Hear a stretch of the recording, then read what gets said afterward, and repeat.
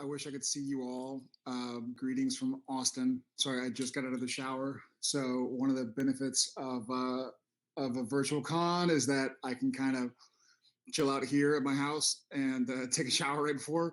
One of the bad things is I didn't do my hair. I'm still getting used to it, so I don't know how to do it just yet. So I'm kind of if y'all have hints or comments, I can click on the comments. So please tell me how I should do it, what kind of products I should use, because I don't know how to. Anyways, it's been a hell of a week. We all know why. Supernatural aired its series finale on Thursday. And I don't know about y'all, but I shed some tears. I watched it here at the house, and yeah, everything kind of came flooding back, and it was really emotional for me. I don't know how it was for you guys, so I'm looking forward to hearing it. I wish I could see your faces. I know I can feel you guys. I can feel y'all watching, and I can feel it like you're with me. And thank you. So I feel the love, but and I hope y'all feel it back for me. In the meantime, let's see what questions we have.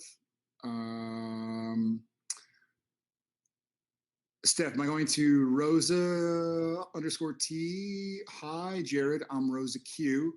What are your top 3 episodes and why they're your favorites? Okay. All right. Well, that's a doozy to start with. I am going to go with the obvious for me, which is the series finale, and that is my favorite.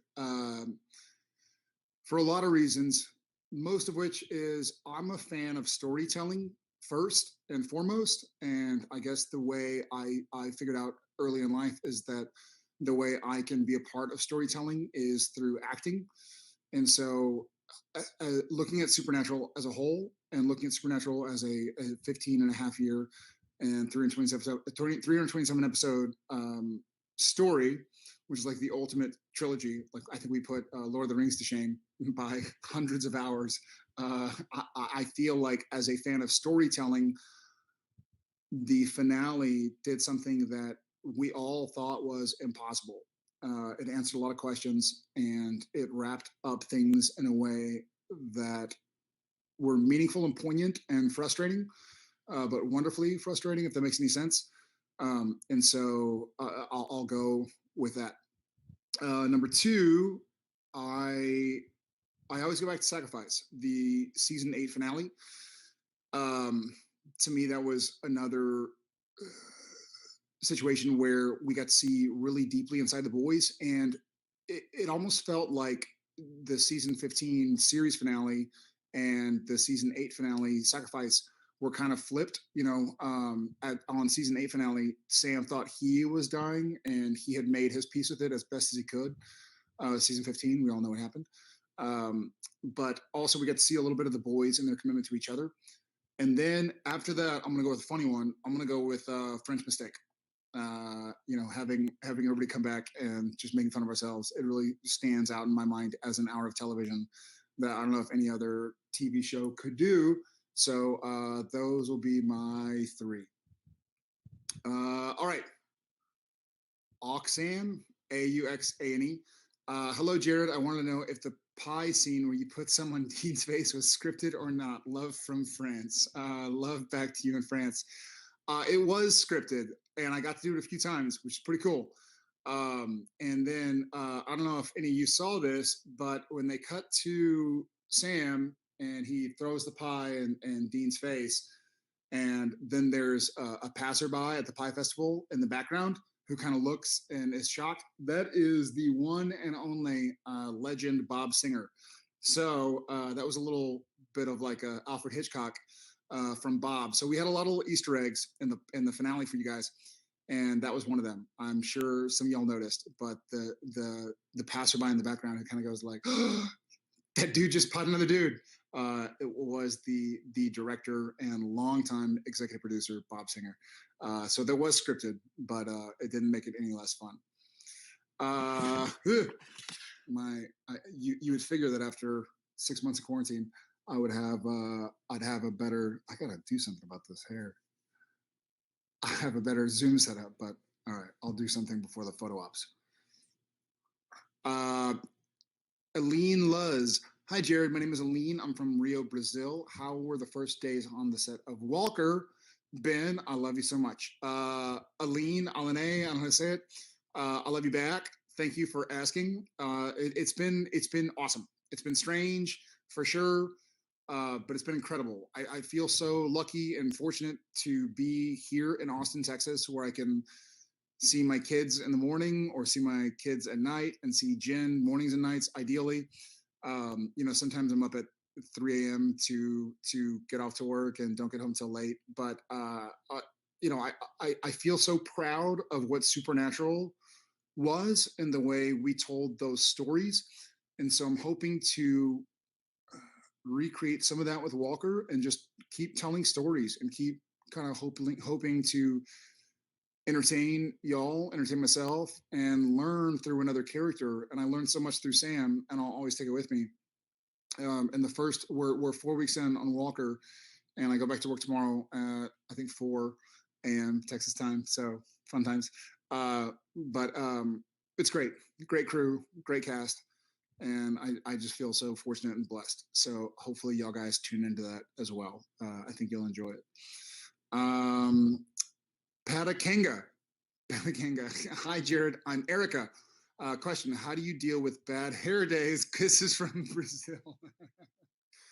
You know how I deal with bad hair days. That's how I deal with bad hair days. I think for me, every day is a bad hair day. I don't think other than when I work, I don't do anything with my hair. I probably should. I should learn how to, but I just have always felt more comfortable just kind of tucking away in a beanie, and now it's a beanie and a mask. And so I think bad hair days, I throw a cap on, and it's different now because this is much easier to hide than the Sam do, which was out here. So I think I think my neck where Sam's hair was long was like a baby's butt. I think as soon as I got my hair cut, it got sunburned like at midnight because it hadn't seen the sun in 15 years. And so these days it's pretty easy. I just throw on a baseball cap or a beanie and kind of get on. Hello, back to Rio. Okay, Eduarda Aguiar. Hi, Jared. Do you think that if there was a crossover between Supernatural and Walker, Sam and Cordell would be friends? I love you so much. That's a great question. I've never been asked that question. I've never thought about that question. And the answer is absolutely. I think one of the things that Cordell Walker has in common with Sam Winchester is that Cordell and Sam are both just trying to do their best in a weird world to make the world a better place and to um, hopefully ease other people's pain, even though it's difficult and even though there's no perfect answer. I think one of the things that Sam and Dean dealt with was that there's not a perfect answer. There's no perfect solution where everything is just happy and rainbows and lollipops. And Cordell Walker finds himself in a lot of the same situations where there's no obvious answer. And because of that, I do think Sam and Cordell Walker would definitely understand that they're kindred spirits. And plus, they're both tall. I mean, Sam has longer hair, but Cordell would. I think they find a lot in common. Uh, thank you, Eduarda. Judith Novotnik. Dear Jared, what is your favorite Harry Potter book and movie and spell? Much love from Hungary. Oh man. Okay. All right. For all you other Harry Potter nerds, my favorite book, God, I read the books. So I hadn't seen the movies until quarantine. I had read all the books I think well, maybe one of the movies came out, but I remember reading the Deathly Hallows Part 2 in Vancouver. And I think I was working at like 7 a.m. and I had just gotten the book. And so I was reading it at like 2 a.m. and I was like, I'll put it down. And then I kept reading it. Long story short, I didn't sleep before set. I had to finish the book. So I do have to say, much like the earlier question about what my favorite episode was, or my favorite 3 episodes, I do feel like Deathly Hallows I guess part two for the movie, but Deathly Hallows was my favorite book. I love storytelling, and the way Deathly Hallows wrapped up that story uh, uh, was just really impressive. You know, it makes you sad, and you're like, well, they're all supposed to live still, and they're all supposed to, go play and this and that. But as far as storytelling goes, and what we can learn from it, I feel like that book number seven um, was my favorite. So I guess I would say that movie as well. I guess it would be movie number eight, but book number seven. And my favorite spell, Expecto Patronum. I love I love the idea. I think what Sam and Dean had for so long was they were almost each other's Patronus. When Sam was in trouble, Dean was there, and when Dean was in trouble, Sam was there. Even if when Dean was in trouble, Sam was just there to tell him it's okay. You know, um, and yeah, you can go. Um, so I do feel like the idea that you have somebody or something that supports you and knows what you need, even if what you need isn't what they want, is pretty powerful to me. So let's bring out those Patronuses, Patronisi. I don't know what's the plural of Patronus. Thank you for the question, Jordana Maria. Question: what was the craziest and funniest moment you had behind the scenes of SPN all these years? Craziest and funniest moment you had behind the scenes. Um,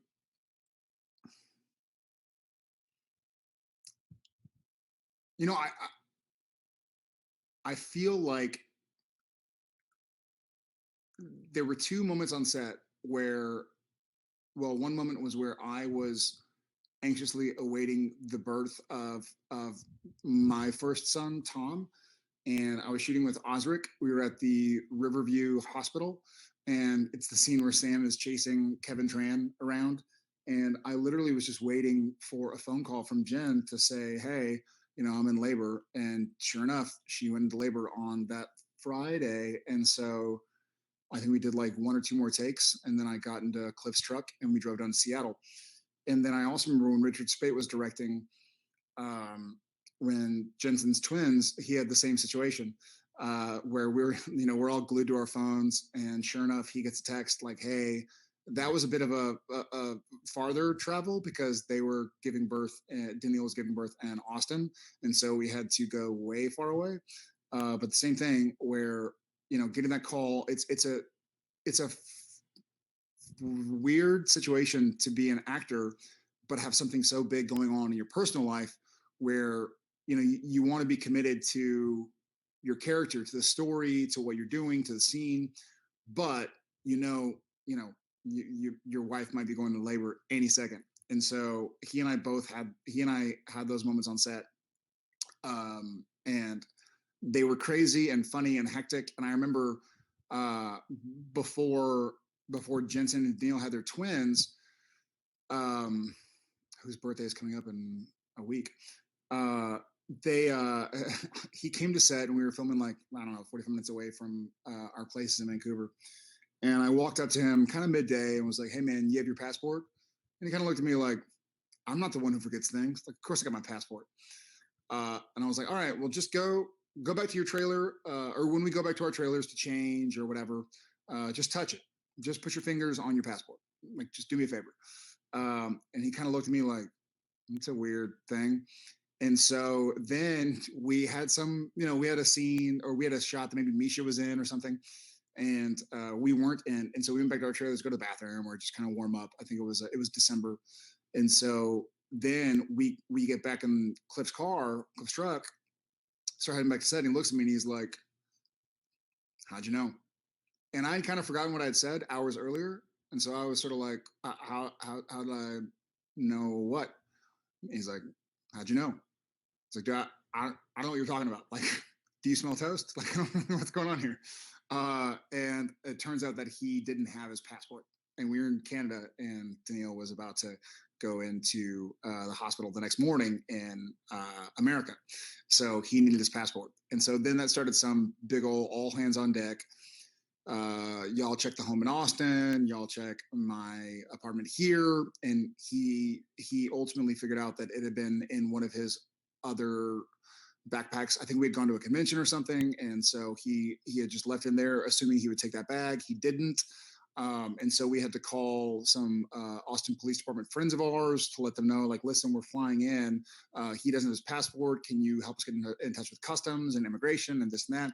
And so it was a pretty hectic moment, but we got home in time.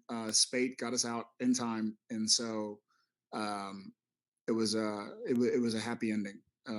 But those were two of the craziest and funniest. Okay.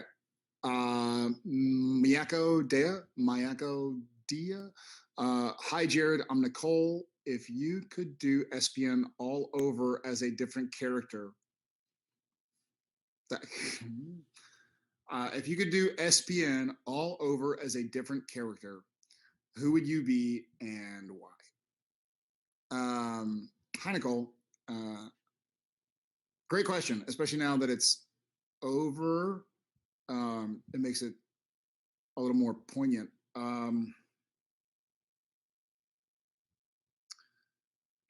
This is a two-part answer. I, here I am.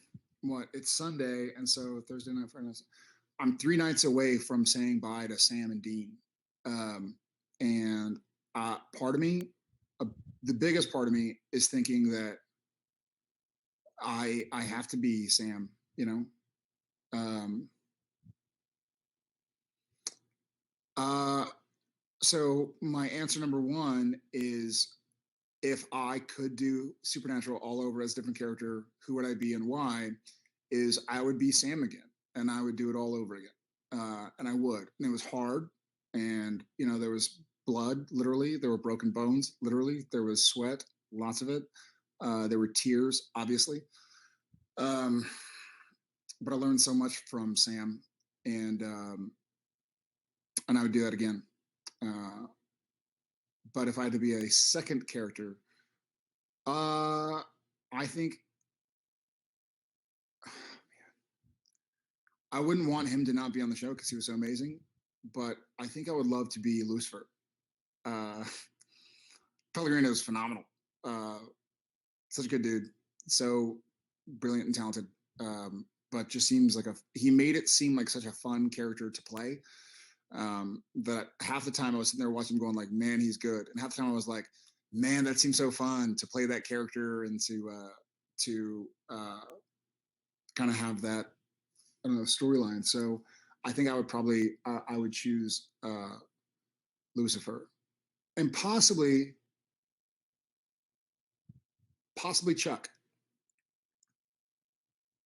All seems fun.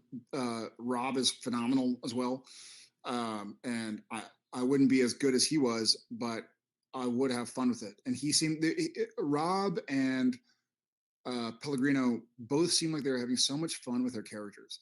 And so much fun playing that sort of dichotomy between, like, they know something you don't know, but they're going to be kind of funny about it, kind of tongue in cheek and kind of caustic. And so those two characters, I would be Sam first, and then I would want to be either Lucifer or Chuck. Thanks, Cole. J2MN fan. Hi, Jared. The You Define You campaign struck home to me. Thanks so much. What specifically inspired you to do it? Thank you. It meant a lot to me. And if I didn't just work out in my You Define You shirt, and if it wasn't in the washing machine, I'd probably be wearing it right now. You know, the end of Supernatural was really difficult. It's still difficult. And I've watched some of the reaction videos, and I'm like crying watching people. I feel like there should be now the episode of Supernatural, the reaction videos, and then our reaction to the reaction videos. That might be kind of fun. Uh, but I was going through a lot of. It was pretty difficult. We got sent home March 13th, Friday the 13th, and we had 2 episodes left to do, and I had a really tough go about trying to figure out like who I was, who I wanted to be, who I was going to be after the show ended. Um, and I had I was living in Austin for the first time ever, even though I'd moved here, whatever, 10 or 11 years ago. But I was here with Jen and the kids, and we were all stuck at home, like we all were around the world. And I sort of had this really difficult time figuring out like who I was, because I knew that a big part of my personality was going to be gone as soon as Supernatural ended. And so I I love quotes. I love books, and I love sayings, and I try to quote Shakespeare and Dr. Seuss here and there, because I think they were both brilliant and timeless. And I sort of just stuck onto a mantra of like, I'm gonna define me, you know, and I needed that at that point in time in my life, and I needed it since. And I needed it before and didn't realize it. And so I think for me, it was more like, as opposed to feeling like I was going through something negative, I wanted to remind myself that I was going through something positive, and that I would come out on the other side the way I chose to, and that I wasn't going to be kind of doomed to be what bad people on the internet say, or what the business says, or yada yada yada. I could pave my own way, much like Sam and Dean did, and so that just kind of it clicked with me a lot. So I'm glad it meant a lot to you too. Um, Hannah with like 35 H's. Hannah, ha ha ha ha ha. Hi, Jared. I'm Anna. Wait, your name is Hannah. H H H H H H H H H H H H H H. Hi, Jared. I'm Anna without 1,000 H's. Cool. How did you start your acting career? Wow. Well, I acted in high school. I acted in school, like middle school. I did plays, and high school as well. And then between my junior, well, during my junior year, I auditioned. I went to LA during my spring break as a senior in high school. I'm kind of going all over the place. All right. Between junior and senior year, I was working at a ranch, Holt Ranch here in Texas, and I won a contest to be a trophy presenter at the Teen Choice Awards, which just meant that I basically handed off a surfboard, which I have one here, which is kind of neat. Hold that thought. Look at this.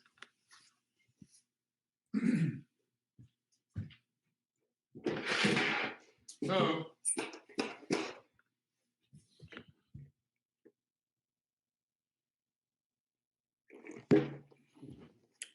kind of fun. So here I am in my office in Austin, and I have my. I had to take it down because I was like, it's too colorful in the background. But there it is. So I won the chance to be the first trophy presenter at the Teen Choice Awards in '99, and that's my 2015 Choice TV Actor Fantasy Sci-Fi, which is pretty cool. I've never used it, but I would like to. Anyways, so I met an agent out there, and then auditioned over tape. Like my mom would film me sitting on the couch, and I'd be reading through scripts. And then I got a pilot, and I used that money. I was supposed to go to UT and be an engineer and kind of like engineer pre med, like my brother. And I got Gilmore Girls, and so I stayed out there. And Gilmore Girls is supposed to be a few episodes, and I was thinking like, oh, cool, like I'll use this money to get a car or to pay my dorm bills or whatever. And then it carried on, but I found my way back to Austin. So I'm pretty happy about that. Alice Marchenko. Hi, Jared. What is always on your Thanksgiving table? What traditions does your family have from Ukraine with love? Hi, Alice. Hi from Texas. Hi to the Ukraine. I'm dying to go to the Ukraine. What is always on your Thanksgiving table? So obviously turkey, um, as much as possible. Stuffing, pumpkin pie, and then another thing I always do on Thanksgiving. I'm a Dallas Cowboys fan, even though we are not doing so hot this year. We've had some injuries, and it's kind of sucked. It's really sucked actually. But it's usually, here's something kind of funny. So we would always do Thanksgiving dinner or Thanksgiving meal midday. Like we would eat Thanksgiving, our big Thanksgiving dinner, meal, whatever you call it. our Thanksgiving table would be like around noon.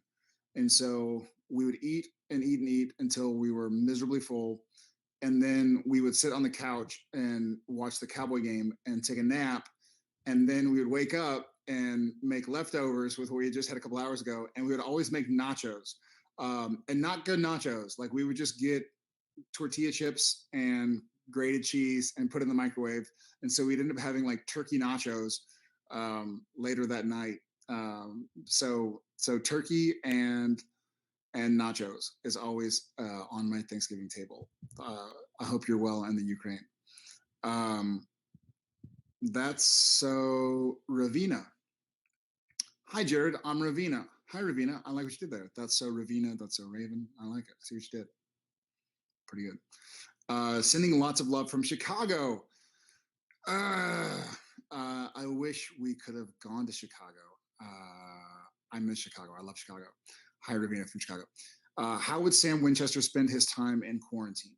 So I think we saw how Sam Winchester would spend his time in quarantine.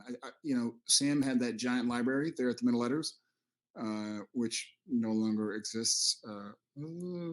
Um, how would Sam spend his time in quarantine? He would do a lot of reading. He would plow through all of those books there in the Middle Letters library, and probably walk around the. I think he would maybe have like a little pedometer watch that tracks your steps, and probably make sure that he got like 20 or 30,000 steps every day. But he would sit there and he'd be fine. Sam was an introvert and enjoyed his alone time. And so I think he would be doing a lot of what we saw there in that final episode. He would do some laundry, he would take a shower, he would do some reading, and I think he'd enjoy it. Okay, Nikki underscore MB. Hi Jared, lots of love from Nicole in Puerto Rico. Hi Nicole in Puerto Rico. Which country would Sam and Dean like to visit on vacation? Puerto Rico for sure. I think one of my regrets. I think one of my regrets is that Sam and Dean never got to go to their beach vacation they wanted to so badly.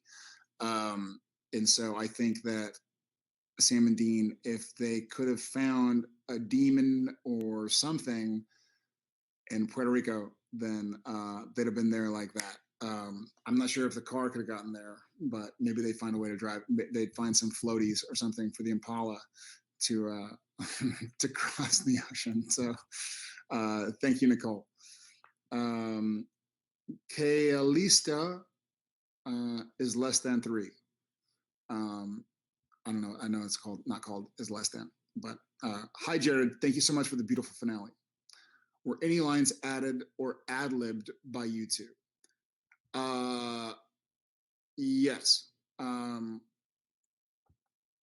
Yeah. A lot of me. So, Andrew Dabb and Bob Singer are phenomenal and did a great job trying to do the impossible. And I think they did it. And there were some scenes, there were some things that occurred to me that I really wanted to touch on. One of the things, a little like Easter egg that we had in the barn scene was at first when Dean says to Sam, to keep on going, and it was written. Sam says, "I can't do this without you," and it occurred to me that I thought it'd be neat to kind of have a throwback to the pilot and say, "I can't do this alone," like Dean said to Sam outside the Impala in the pilot, and then for Dean to say, "Yes, you can," like Sam said to Dean in the pilot, and then for Sam to say, "Well, I don't want to," and that harkened back for me to the way we all started. Another thing that I really thought was important was that the first things we ever saw Sam and Dean say to each other on camera, obviously they had grown up together, but the first thing Dean ever said to Sam was, "Hey, Sammy," and the first thing Sam ever said to Dean was, Dean, because at the time they were in a fight and in a dark apartment. Um, and so I thought it'd be really neat if the first words Sam and Dean ever said to each other on screen were also the last words. So when we're on that bridge and Dean says, "Hey, Sammy," and then it cuts to Sam, and I'm dressed like as best I could, like the pilot with Dean, and then a few things there in the barn scene. We talked with Andrew Dabb and Bob Singer a lot, and we just said like, hey, are y'all okay if we kind of see what makes sense, what we're feeling, repeating lines here or there, or just kind of going with the flow. And at that point in time, when we shot that scene, uh, Jensen and I knew Sam and Dean in a way that no one else could. Um, we had lived with these guys for 15 and a half years, and so we felt really strongly that, and we did the script as it was the script, but we would do little bits where we would try and do something that was like meaningful to us, or helped convey a message that we were trying to convey. um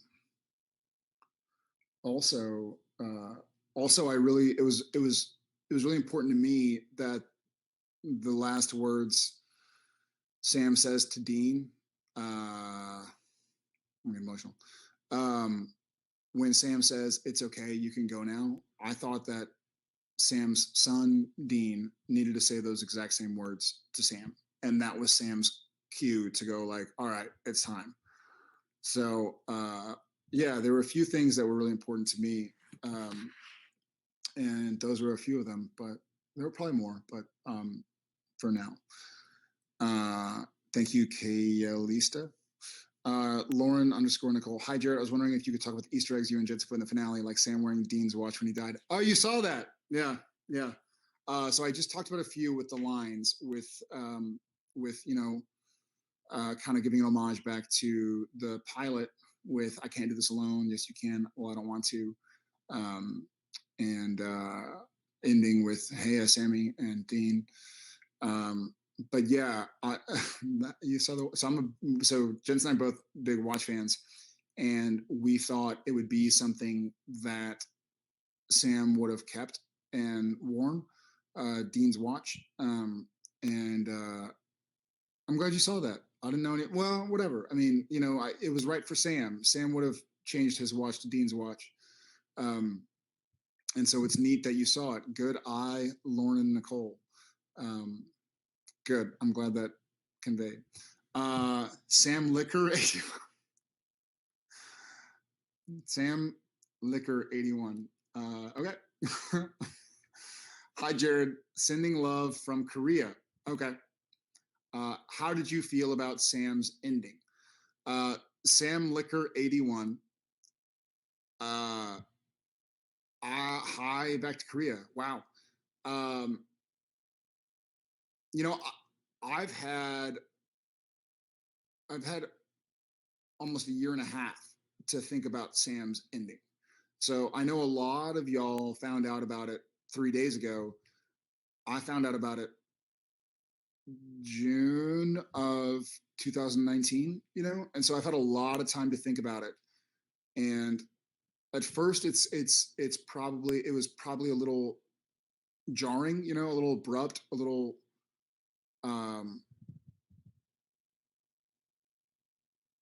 I mean, I guess how would you feel about anybody's ending? And that's, I don't want to answer a question with a question, but let's say hypothetically you were told how you would pass.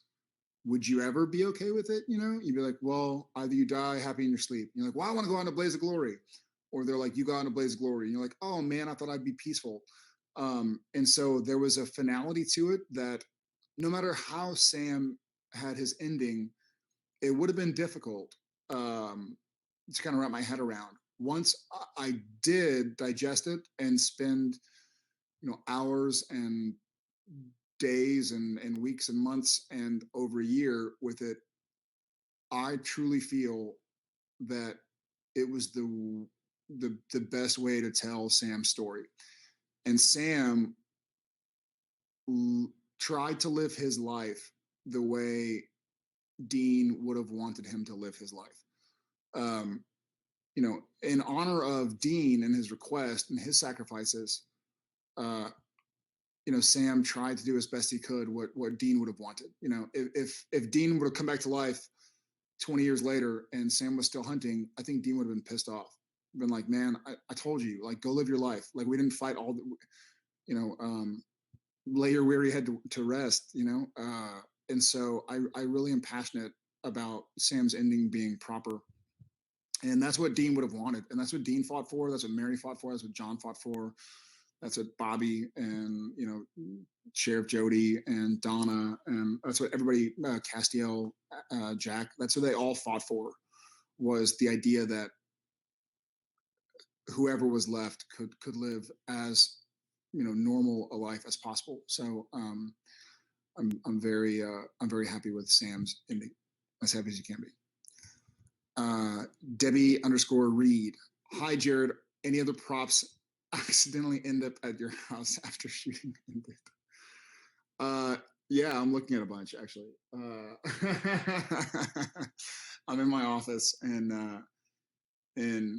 Austin in my house, and yeah, I have some stuff. One of the best things I have, my dear friend Jason, who was my stand-in for years and years, and sometimes photo double and sometimes stunt double. He did this for Jensen and for me. And the very last thing after Bob called cut on the last scene there on the bridge, Jason had, unbeknownst to us, that morning he had gone to the store or whenever he went.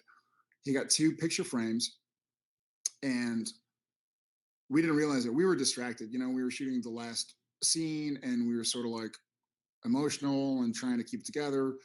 And Jason got 2 copies of the last call sheet. So our final day of filming, our call sheet, here's when you do it set, and here's hair, makeup, wardrobe, and here's our location. And then he had taken our tape marks, and I was always red. So my T's that I had to hit, my mark, were always red, and Jensen was always blue. And Jason, when we didn't know, had gone and taken them up and put a red tape mark on a call sheet and framed it and given it to me. And he had taken a blue sheet, Jensen's blue tape mark, and put it on a call sheet and framed it and given it to him. And so that's really meaningful and powerful to me. Yeah, that's one of the many things. I have a few cool things. I can't say on, but yeah, some of the stuff accidentally ended up here, including Paul sitting in the Bia underscore Demonelli. Hi, Jared. How different is to be an actor and a producer at the same time? I'm so excited for Walker. Thank you, Bia. I'm super excited, and I know y'all will love it. It's a really awesome show. It is different. It's really interesting. Jensen and I, we weren't called producers on Supernatural, but we certainly, by the end there, by the last 5 or 6 seasons, we had such an understanding of the show and of the way things work that we were able to be, pseudo producers, though not in title, but a rose by any other name would smell as sweet. We did a lot of what Jensen and I did for several years because we didn't really have a creative producer on set after Kim Manners died. We had producers there, but we didn't have full-time producers, creative producers there in Vancouver on set day and night. And so we naturally kind of took on that moniker, I suppose, to some degree. Um, so it's really different, but it's fun because it's amazing. But one of the great parts about it is that you really get to, I think I've done 400 episodes of television, and I've bled and I've sweat and I've cried on set for 20 plus years, and I've learned a lot of lessons, some by accident, some on purpose, a lot of them the hard way. And so I feel like I'm able to, as a producer, um, help guide the story and guide the pace of production the way I know would be best for the show. And so it's really exciting, and I can't wait to show it to you guys. We were hoping it would already be airing, but then we had this whole pandemic and stuff. So we'll get around to it. Andy Moon. Hey, Jared. Andy from Greece here. Any acting advice you want to give? I'm studying acting and would love to hear it. Andy, hi from Texas. Hi to Greece. I would love to be in Greece right now. Acting advice. I think acting advice is difficult because everybody is a different actor or actress, you know? And so I think if I did have any advice, and this is going to sound really weird because acting is in a lot of ways being trying to be somebody you're not. But as far as my acting advice, and I'll clarify, but don't try to be somebody you're not. I know it sounds weird, um, but there are things that you, Andy from Greece, have experienced that I have never experienced. There are things that you have been through that I will never go through. And so don't try to be me. Don't try to be Jensen. Don't try to be Misha. Don't try to be Alexander. Don't try to be Pellegrino or Shep or whoever. Um, just be you and figure out what story you want to tell. And remember that you're there to tell a story. And so commit to that and commit to who you are and who you have been, and never forget that there are things you've been through and will go through that nobody else on the planet has been through or will go through. And so don't discredit yourself from that, and try and in some weird way, shape, or form, try and give that to your characters and kick some ass. Um, Christina M. Hi, Jared. What is your favorite song that reminds you of Sam? Well, I guess right now it's pretty obvious to me, Christina M. Carry On Wayward Son by Kansas, especially having just watched the finale, and having watched some of the reaction videos to the finale. Um, it's such a powerful song, and I think I've enjoyed the song long before I was on Supernatural. I was a fan of the band, and a fan of the song. Um, but now that the show had been over for 2 months and I was able to watch it as a fan, it just occurred to me how wonderful that song is, not just as a song, but also for the show and for the story we were telling.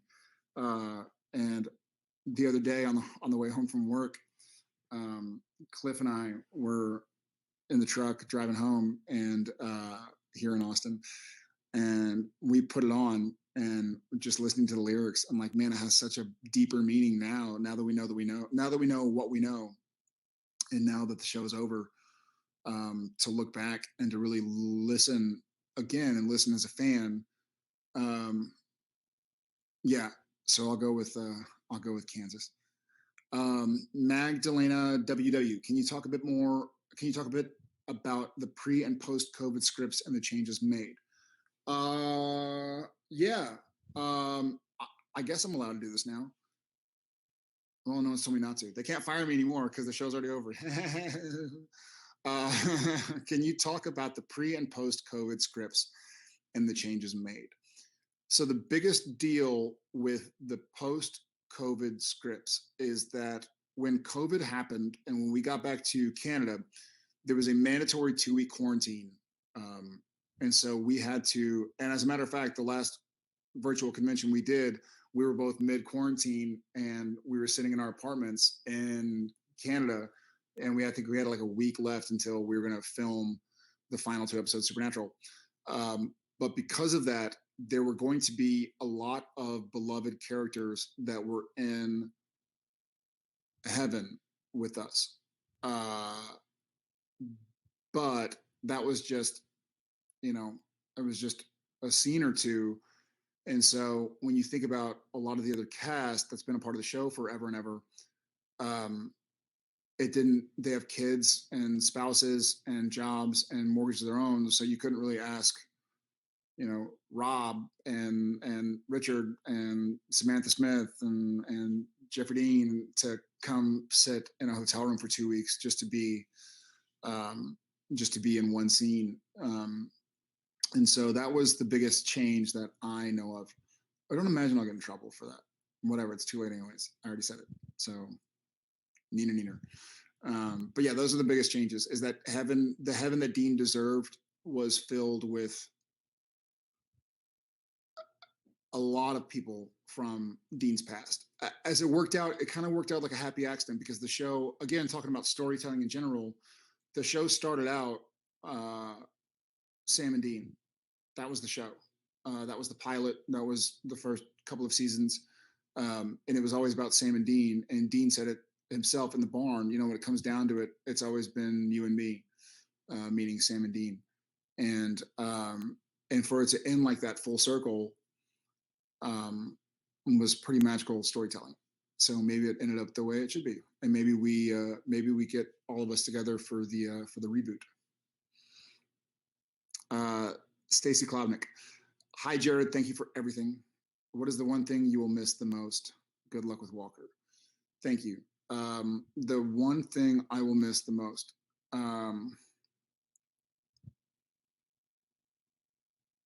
God, there are a lot of things I'm going to miss deeply.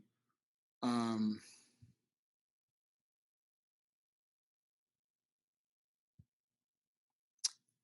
I think the one thing I'll miss the most. It's hard to say one thing. I'll miss our crew a lot. I'll miss the family. Um, and not taking away anything away from our Walker family, but just you make lifelong friends um, over 15 years, and just catching up with them, just feeling that comfort, just feeling that familiarity. If Walker goes 15 years, I'll be 53. Uh, so it's very different going from 22 to 38 than 38 to 53 or 54. Um, and so I grew up a lot on Supernatural. I met my wife, and now we've been married 10 years and have 3 kids.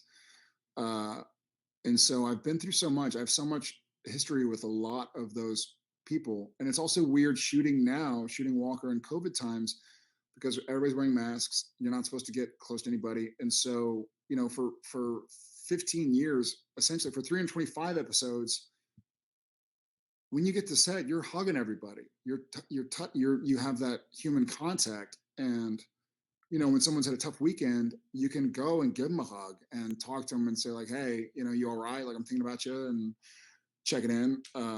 This will change. This too shall pass. But for now, it's just different. It's different.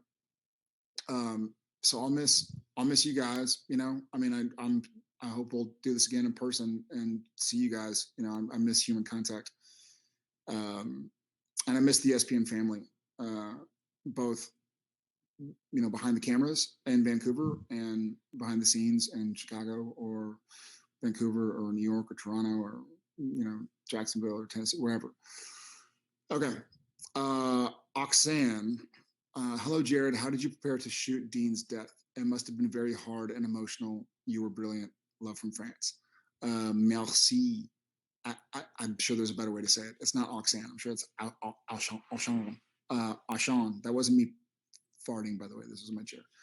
Um, how did you prepare to shoot Dean's death?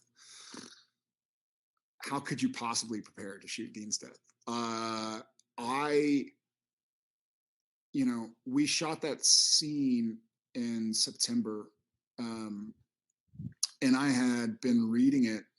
I had known about that since June or July of 2019, and I've been reading that scene since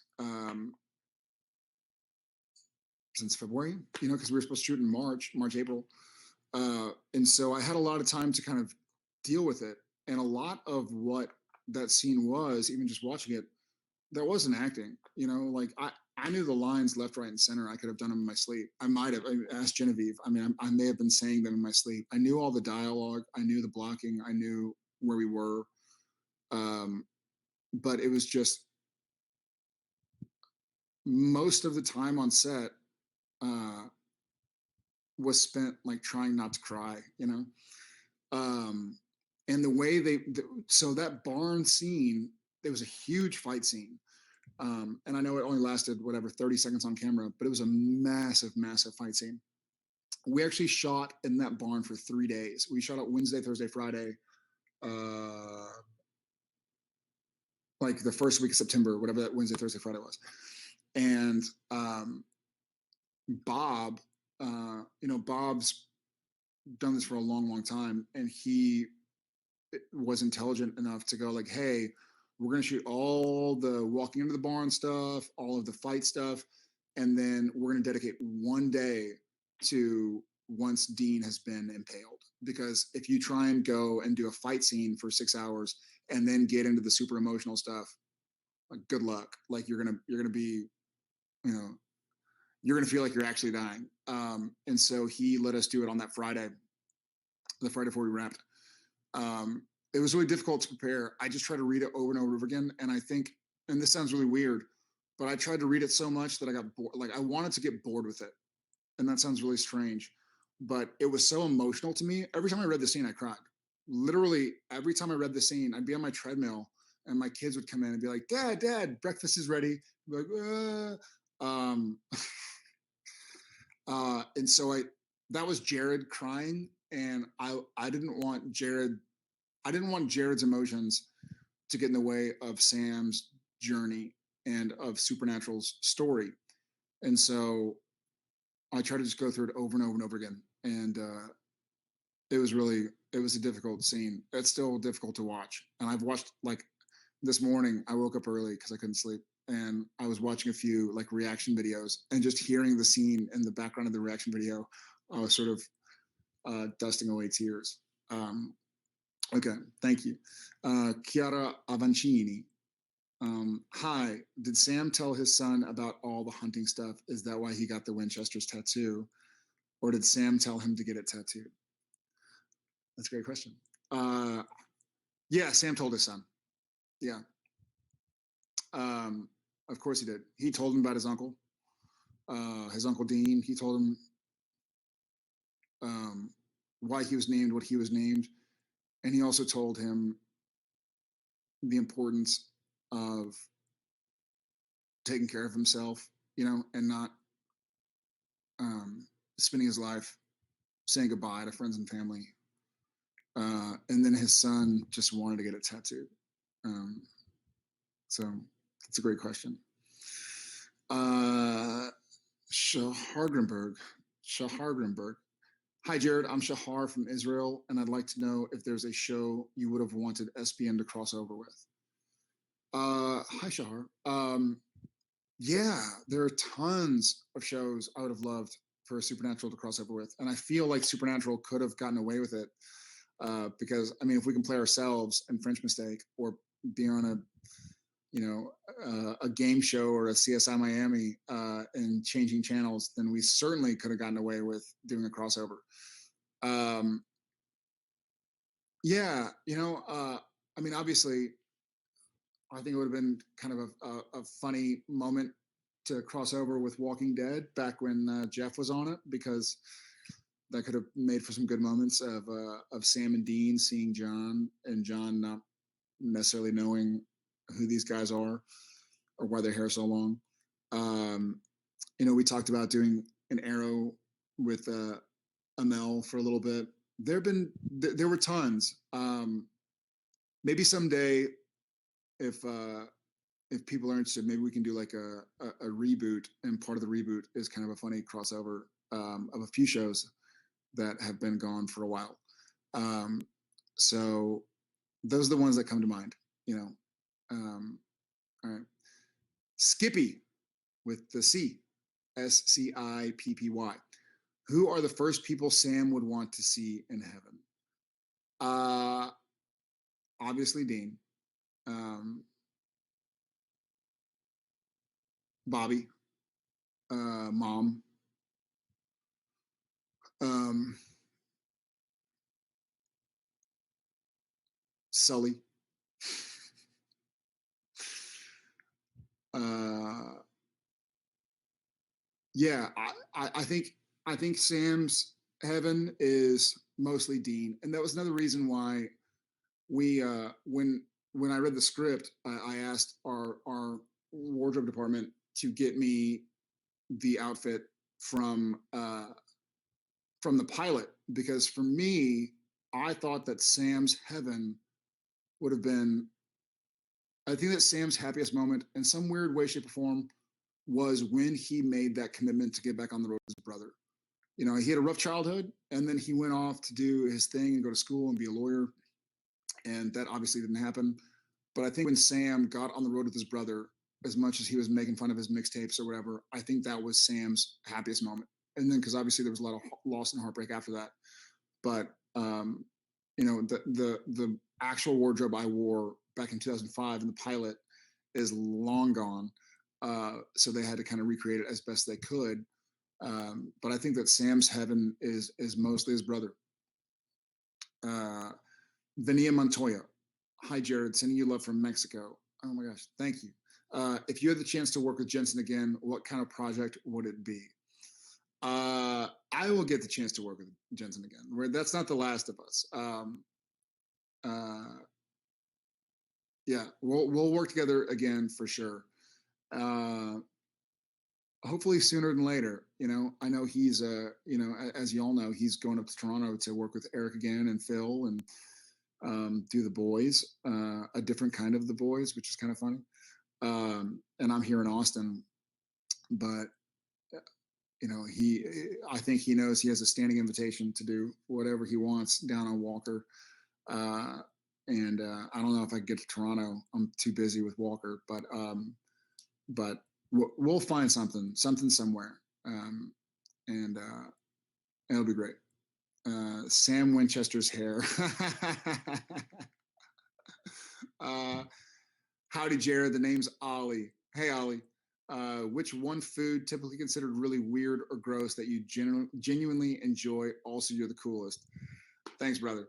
Ollie, I hope you don't mind, man. Sam Winchester's hair is now a little bit shorter, so I hope that's cool with you, man. Uh, what's one food typically considered really weird or gross that you genuinely enjoy? Man, uh, I kind of like I'll do the opposite. So I kind of eat everything. I eat all sorts of food, and a lot of it. And maybe I'll do it this way. I don't like olives. I love olive oil, but I don't like olives. Like if there's olive on a pizza, I'm like, nah. Like get this out of my face. I don't really love chocolate. I have a huge sweet tooth, but for some reason I just never got into chocolate. And not that I hate chocolate. I'll eat a piece of chocolate, but I don't think I've ever bought chocolate. Um, uh, I don't like black licorice, like the cassis flavor or whatever. What's something I enjoy? God, I mean, I eat all sorts of stuff. Like I'll eat all that weird stuff. Like I think we went to Sao Paulo and went to Chascaria, and I think I had like sweetbreads and liver, and I'm sure we had all sorts of stuff. I didn't speak the language Portuguese, so I don't know exactly what I was eating, but I was enjoying it. But I'll try everything once, man. I love spicy food. I want to be on hot ones. I've said that for years. Um, so yeah, I'll eat whatever kind of hot food you got. Thanks, Ali. Last question. Okay, Betsabe, BETSABE underscore Winchester. Hola, Jared. I'm Betsabe. That's an awesome name. I don't know how to say it. I'm sorry. Betsabe. Do you have any advice for people with anxiety? You have helped me through a lot. Thank you and love you. Well, thank you and love you back. Um, yeah, I guess I do have advice. Well, I don't know if it's advice, but one of the things that's worked for me is um, just accepting that it's not going anywhere. You know, I think if you have anxiety and you're trying to get rid of it, you'll probably frustrate yourself as opposed to just saying like I read some quote. I think it was Eddie Vedder, the lead singer of Pearl Jam, who I love, was saying that he kind of sees his demons as somebody who's riding in a car with them. Like they're not going anywhere. You're not going to get rid of it, and that's okay. But just learn that it's going to be there, and learn how to live with it, just in case you never live without it. But you got this. I know you do. So take care of yourself. Right. Love you. Okay. All right, guys. I wish I could see y'all's faces, not just y'all seeing mine. But I'm really grateful for you guys. I hope y'all enjoyed the last couple episodes of Supernatural, and I hope to see you soon. Okay. Bye, guys. Jared, thank you so much for being here today and being a part of this mega super celebration.